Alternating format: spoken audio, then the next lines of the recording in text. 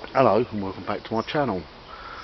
Just thought I'd do a little video on Q plates in the UK and explain what a Q plate is. I'll explain in a minute why we have Q plates and what it actually really stands for, but I wanted to sort of mention first a few stories I've heard and people saying about Q plates. And it's the same story, they're sort of stories that go around the pub so everybody thinks it's right. Because I've had several Q plates. I've still got one here. I've registered this myself, so I can tell you the full history of this. But one of the stories you hear is it's a write-off. It's been written off. Yeah, it could be, I suppose, like any vehicle, but that's not why it's a Q plate. I used to believe that they were stolen and recovered. Well, not before I knew, obviously, and yeah, it's all made sense to me. And I'll never buy a Q plate. And then you think, hang on, why is a kit car given a Q plate? You know, well, that's for the reason. The reason being the reason we have Q plates. And I'll explain it in a minute. But all the stories you hear about Q plates, don't believe them. There's only about two things that are wrong with Q plates, or the bad side of Q plates. Right, I'll explain to you sort of quickly how and why we have Q plates. Q plate means you can't prove the year. It's pretty obvious. This is the old style number plate, would have an R or an S or whatever on it. And we've got a Q. You know what an S reg is, you know what a T reg is, but you don't know what a Q plate is. You never find a year for a Q plate. Well, that means we don't know when it was made, when it was put on the road, all that sort of stuff. For example, this bike in front of you, this one here, is a 2004, but it wasn't registered on the road until 2012, and that was by me.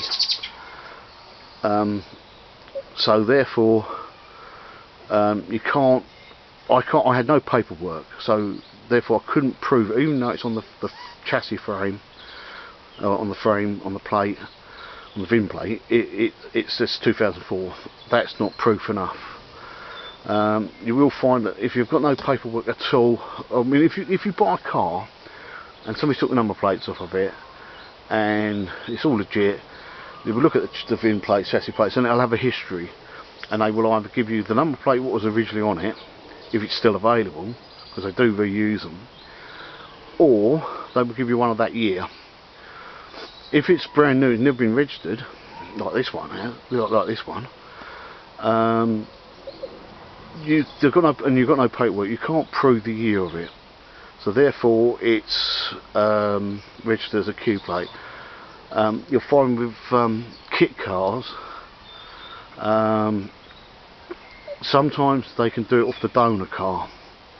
I won't sort of get into all the details about that, but it can get done.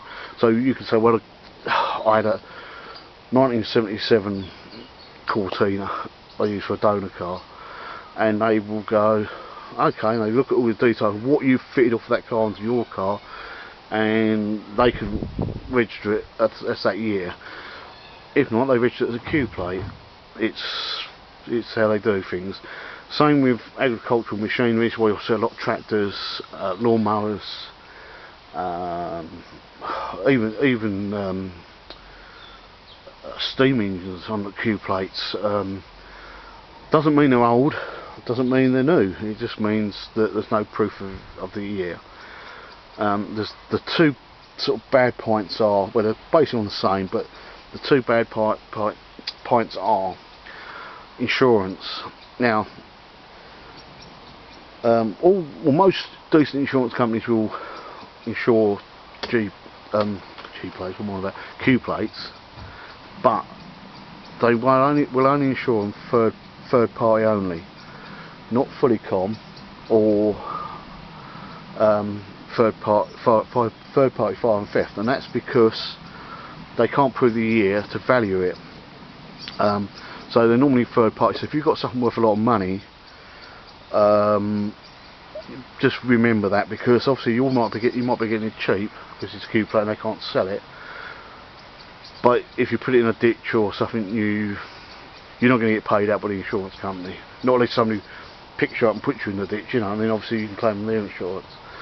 And obviously the next bad point is if you're trying to sell it because you can't prove the year of it. I mean, I can show people on this chassis number 2004, first registered 2012. It says all this on the logbook. Once it's registered, it's registered.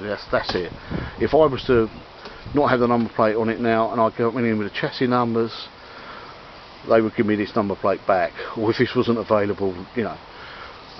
Obviously if you have a kit car and you're using trying to use the donor car, obviously you can't send the logbook in as scrap, because it would come up as that vehicle's been scrapped.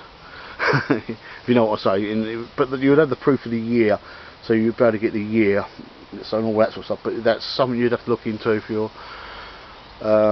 doing kit cars. Obviously this is in the logbook as enduro, so it's very easy to do an enduro registration, because it doesn't want all the emissions stuff. It doesn't want a lot of the stuff that you need to fill in on a form. It's not rocket science to do it anyway, and there's plenty of things on Google or wherever to tell you how to do it. I just wanted to point out, like I say, the only reason we have Q plates in the UK is because nobody knows the registration of the year. You'll hear all kinds of stories, you can Google it, you'll see all kinds of things, but that's the real reason for Q plates. And I just thought I'd do this little video just to stop some of the deltas and the crap that you hear. I know this isn't a very good video of it, and I might have to do another one later, but I just wanted to do one quick just to point out that Q plates are okay. And yeah, if you've got one or you want to buy one, no problem. Obviously this now, even as a Q plate, has a checkable history. So if it's been written off once as a Q plate, it will be on the logbook, same as any other car in the UK. I say the UK, I'm not sure about the Ireland side if that's different. If you have a car with no paperwork, but it's been registered somewhere else, normally it would come up as that year. You wouldn't probably get the original number plate back, but you know what I'm saying, you'll get that year. And you'll find that some classic cars now are coming up on Q plates because the history's been lost over the years when the logbooks got changed and stuff like that back in, you know, I don't know, it was 90s when they changed the logbooks again, or whenever it was. So yeah, so some vehicles, classic vehicles, may come back as Q plates. It's not a problem, just insurance might be a headache. Some classic insurances are okay with it, because they can tell you they only made that car from 1960 something to 1970 something, you know, so there's a rough price range or whatever, so you might get fully competent classic insurance. Anyway, I'm not going to ramble on too long about it. I'm going to drag this bike out and get it going again. So if you're interested in that sort of stuff, subscribe. Thanks for watching. Hope I ain't bored you too much. Just something a little bit different. I can't really answer any questions on Q plates because that's all it is. It's there because nobody can prove the year of it. Yeah, so if your mate tells you down the pub, no, it's because it's a write-off, he's talking crap. Alright, see you next time. Bye.